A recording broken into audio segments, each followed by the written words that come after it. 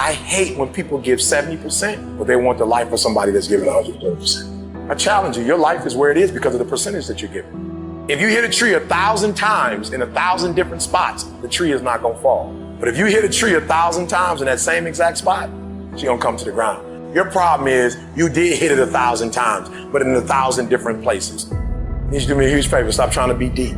I need you to do the exact same thing every single day for the next 10, 15, 20 years and watch that tree come down. And watch you go from zero to a multi-million-dollar company. Nothing's changed, guys. I'm doing the exact same thing I was doing 20 years ago. I just keep doing it. And your problem is you're not intentional and deliberate. You wake up on Monday and you might be strong, but by Wednesday, are you hearing what I'm telling you? You're not intentional and deliberate. You are hoping that the best is going to happen to you, and the best never happens to you. You got to be intentional and deliberate, whether you're making money or not making money. You got to decide that you're going to do something, and you got to do it every Monday, every Tuesday, every Wednesday, every Thursday. The problem with some of you in this room, you're not intentional and deliberate. You're a good person that just hopes the good stuff is going to happen to you. You still got work to do. Stay on that basketball court. Stay on that football field. All the homies texting and calling and trying to make you feel bad about being so focused. It's grind season, homie. It's not about today. It's about the future. There's only two ways you can be. You can be the person who learns a little bit, who does a little bit, and then who decides that this really isn't for them and moves on to something else and repeats that cycle over and over and over again. Or you can be the person who's committed. You can be the person who says, this is going to fucking work no matter what happens. No matter how frustrated I get. No matter how angry I get. No matter what happens in the world. No matter what, I'm fucking doing this. Those are the people that are gonna win. You gotta stop telling yourself that you're doing enough. You have to do more. In life, it's never enough until you feel this overwhelming feeling of man, I'm outworking the crowd. I'm outworking everybody. I'm doing more. Once you get there, that's when you know you've done enough. You gotta do your best work when you're least motivated. So those days you don't want to do it, you gotta suck it the up and do it. People who do stuff consistently and on time, they surpass people who talented and gifted. You guys have got to believe in yourself. Headstrong, mentally tough. That's the only way through the bullshit in your life. Winners, the difference between them and the spectators is that the winners have a belief that overrides the crowd's disbelief every single time. Their belief is so strong, even though they hit failure, they get knocked on the ass. They're finding intestinal fortitude to stand back up again, face that same challenge, learning from the previous mistakes, and make it happen. Winners fail a million times. What makes them a winner is that they believe it, they're headstrong. Nothing's gonna stop them. There is no excuse for not being the hardest worker. Yeah, someone might be bigger, stronger, faster, quicker, younger, whatever else, but there is no excuse to not be the hardest f***ing worker there.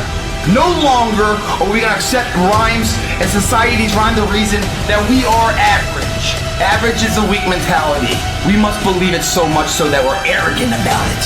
We must be pissed off for excellence. The easy route never pays well. The only route in life that pays well is the hard route. When you're working out and you want to die, feel the death happening in you. Feel the pain happening in your legs as you rep out one more squat, because it'll be all the more pleasurable when you reach the inevitable other end of the spectrum where you're laying in your hammock, sipping on a protein shake.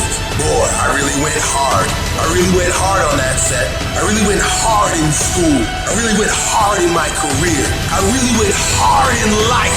Go hard. Die hard. We have two voices in our mind. There's that one voice that we love to hear. It's that soft motherfucker that says, sleep the fuck in. It's okay. Well, there's another motherfucking voice that wakes you up in the middle of the night. It's that demon voice that whispers in your fucking ear that says, get up, motherfucker. You're not fucking good enough. You gotta work fucking harder. You haven't put enough time in. It's that voice you want to run away from. It's that voice you don't want to fucking hear. But guess what?